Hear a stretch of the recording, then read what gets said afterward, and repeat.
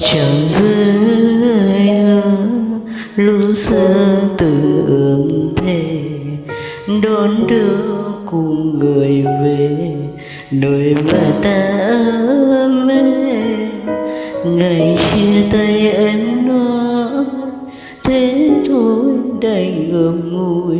lẻ loi nhìn người yên vui cùng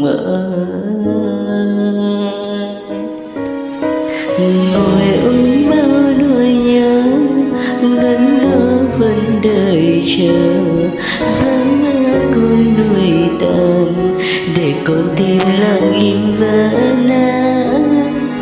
Giờ anh thấy nhớ thương còn lại gì vẫn vương cũng chẳng níu em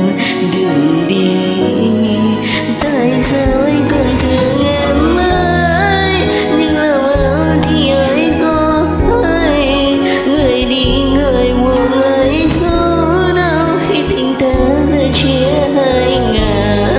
làm vì em đã rời xa anh ấy nên tình ta không nào đã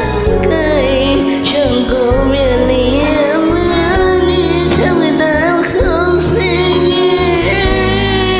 vì ai em vội quên năm tháng kỷ niệm xưa.